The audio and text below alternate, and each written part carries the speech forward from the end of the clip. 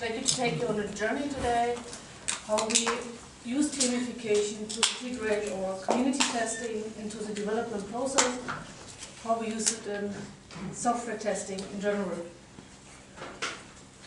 So first, our travel plan. I would like to give you a short introduction to myself and our passengers. Then we will reach our first stop about gamification, where we talk a bit about what does it mean and what does it include. Then we have a few construction sites where we implemented a few stuff. Then we also had some problems there and we took some switches. And at last point, I will talk about some future tracks, what we can do in the future or what we would like to do there. So first, I'm working in the games industry for almost 5 years now, and started at InnoGames first as a community manager. So I not only have knowledge about the game, but also about our community and what our community managers are doing on a regular basis. And currently I'm a senior QA technical tester for our top game for Empires. You saw the trailer earlier. And I also worked for Travel Wars, which is our oldest game. It's over 12 years old now.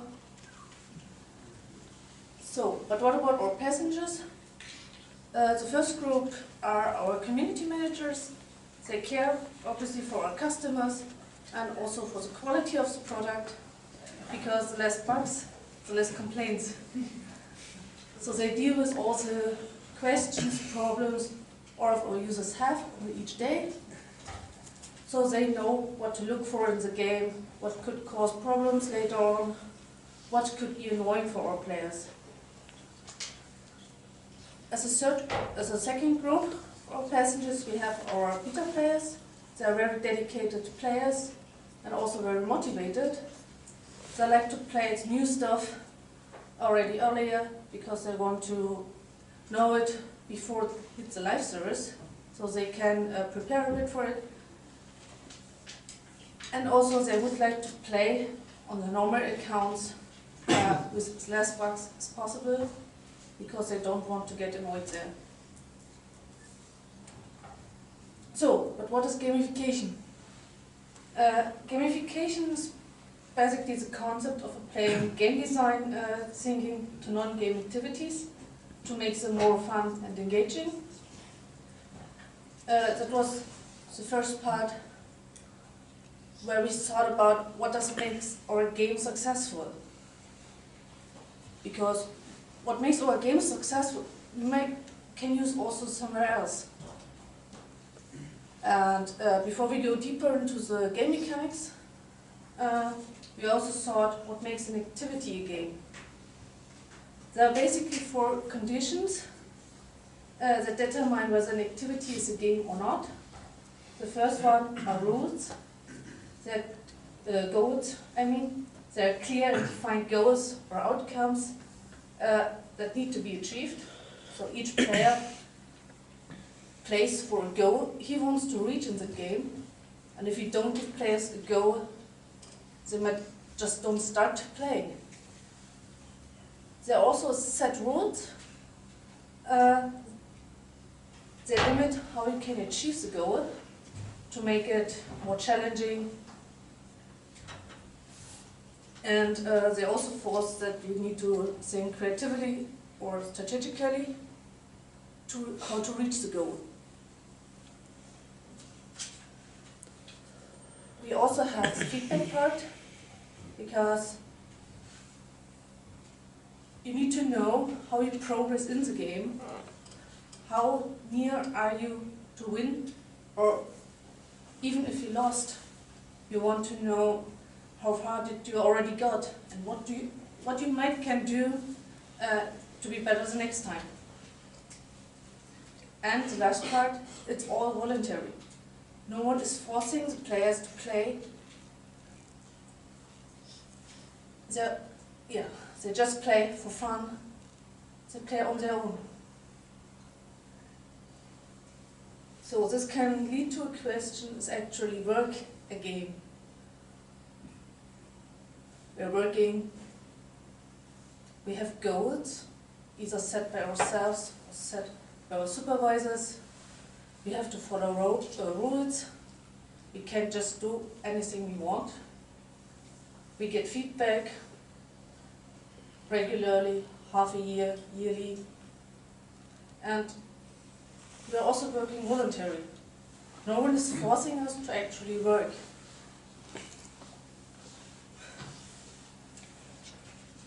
So, but let's start with some game mechanics. We have achievements. They're a virtual or physical representation of what a player has achieved. They can brag about them. They can be easy, difficult, achieved alone or in a group. We have bonuses. They can be given out for any action the player is doing, or they can be given out for a set of actions. We have discovery. Players like to discover something, they like to be surprised. So discovery can also mean that players like to discover new pages within a website, for example. Levels. They want to reach higher levels. They want to get new achievements with higher levels. They want to get more bonuses they can use. And they like to discover more levels. We have points. Points are just a numerical value, but points can be used anywhere. They can be used to define the levels. They can give a hint about achievements. Even the achievements can have levels on its own.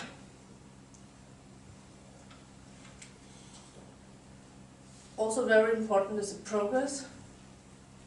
So progression is that the players know how far you already got to achieve a new level, or what he still needs to do for bonuses, or also to discover the next level.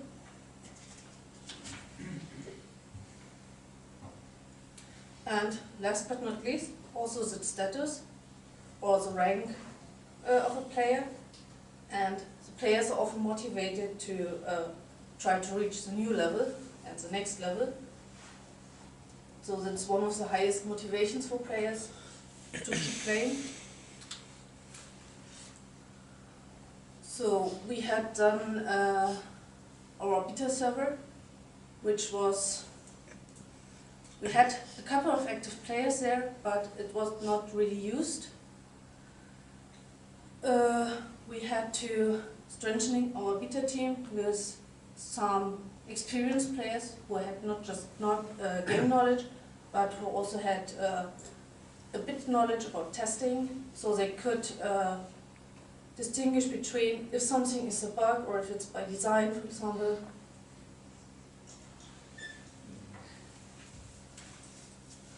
We also included some direct communication channels to our beta team, because before no one really cared about the feedback from our beta server. All bug reports were not really taken care of.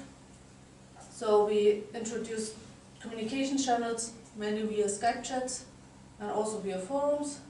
So we could introduce a faster reaction on feedback cycles, that the bugs were actually reported to the developer and then also got fixed faster. And also the feedback of the players could be better incorporated into the game. Before features actually got live, we could already fix some of the stuff which the players thought would be annoying. We also had some goals for our construction sites. These are our mission goals. We wanted to activate and increase our beta testing activities and also our community. activities. We wanted to increase our issue spotting rates for features with random content, or basically just have a very wide range of input. We also wanted to have better feedback from our players and from our community.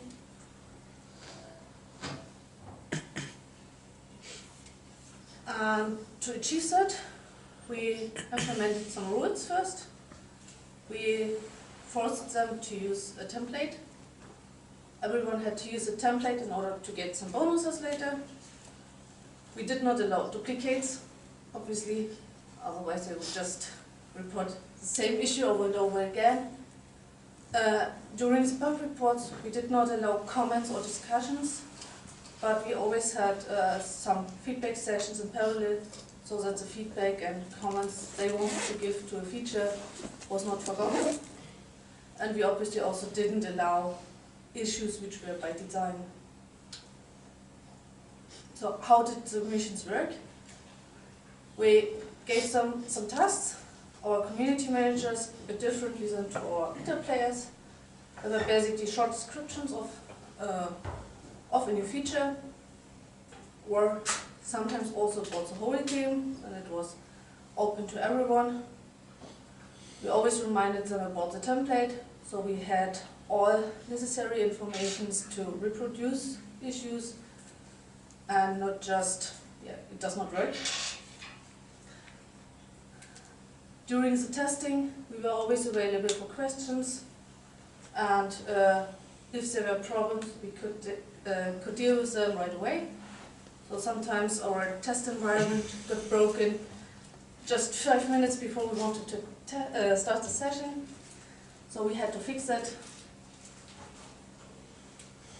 And also we provided them a report with all the errors which were reported and who reported them. So we had basically already a couple of game mechanics here in place.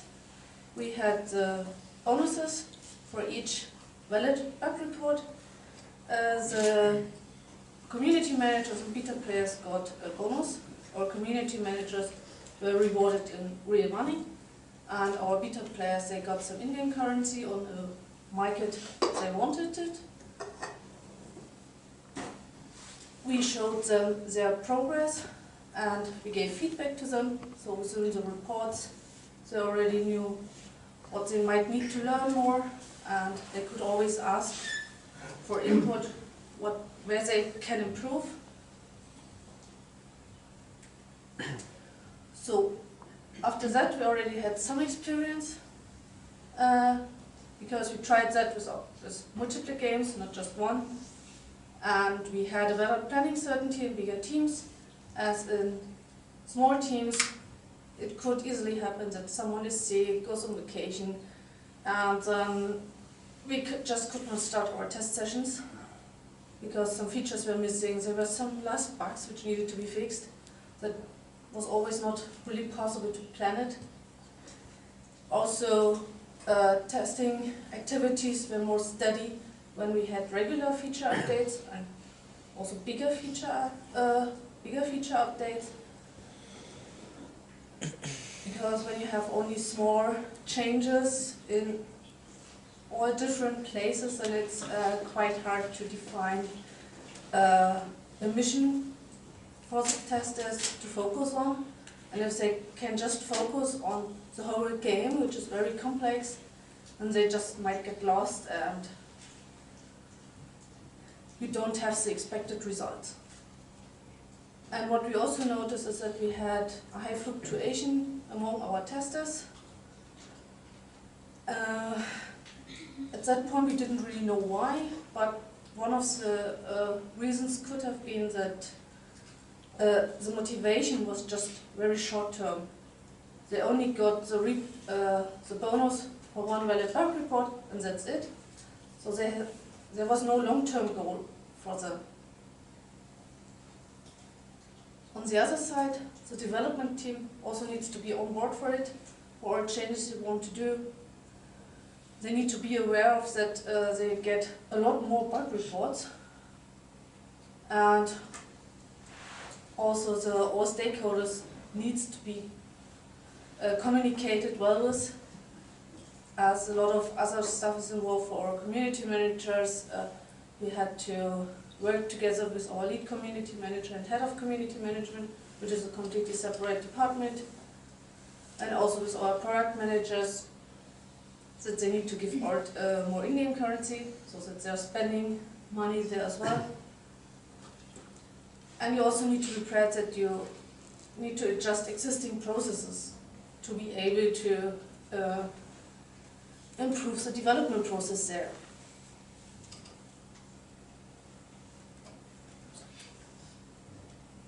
So, but what we can do with our problems we have.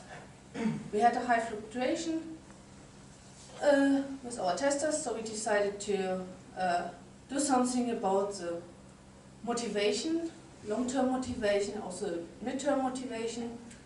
So first we introduced a ranking that got never reset, and for each valid bug they got some points, and we defined levels, and with higher levels they got achievements and badges which they could show on the forums.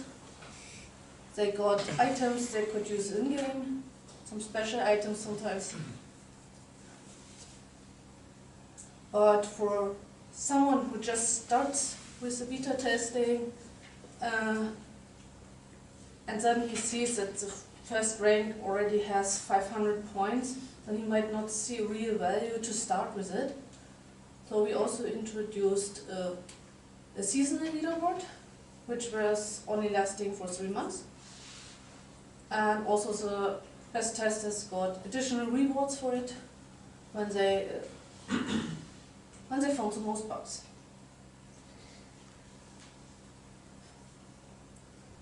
Yeah, that's almost it.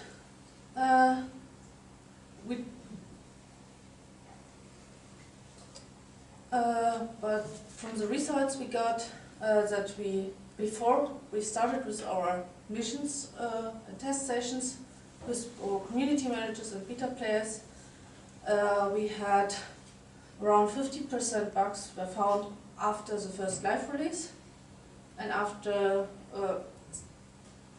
6 months we already could see that this percentage decreased to only 25%.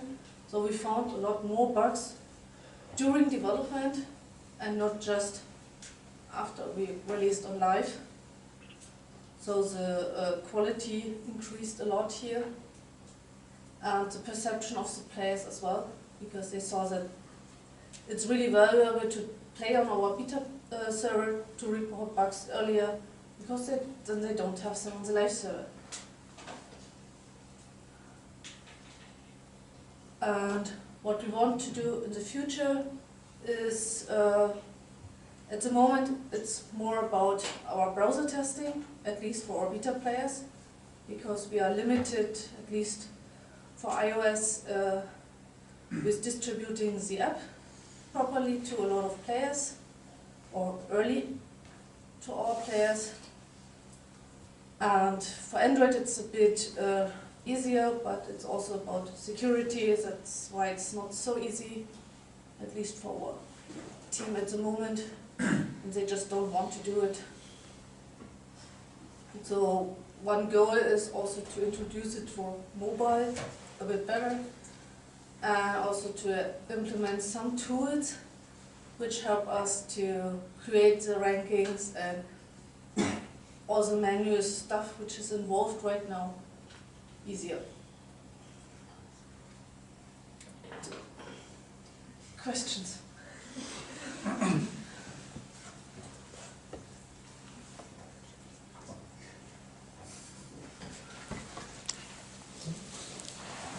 I'm interested if there were any impacts on the developer side. I mean, I can imagine the situation that the better testers were, they achieved bigger success. Didn't that move the fluctuation from the testers team to the developers team? How that would impact? It mainly impacted the developers in a way that they tried to introduce less bugs.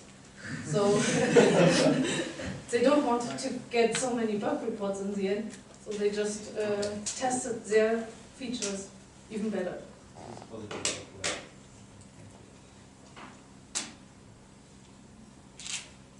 Any other questions?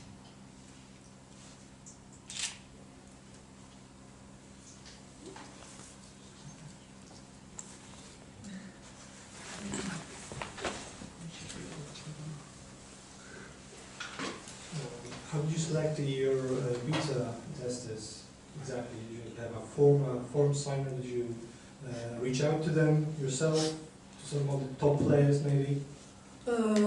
We have a public beta server, and every player can play there if he wants to. So he can check out the game or the new features before they hit the live service, and it's up to them if they want to play there or not.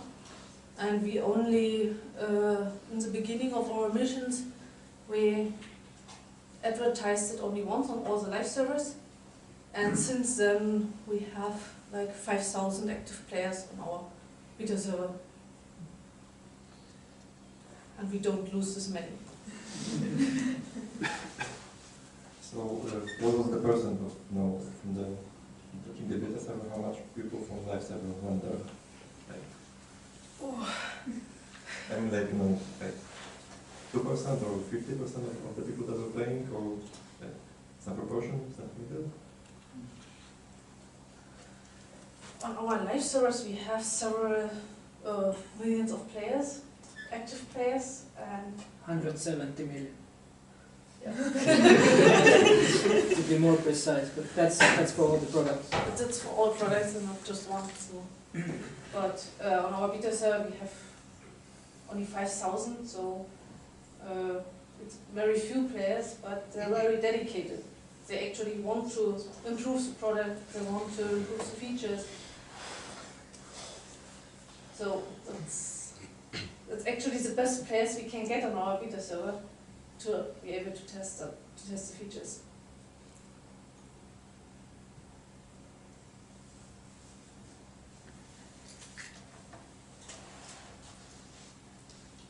No questions? No more questions? Thank you, Jana.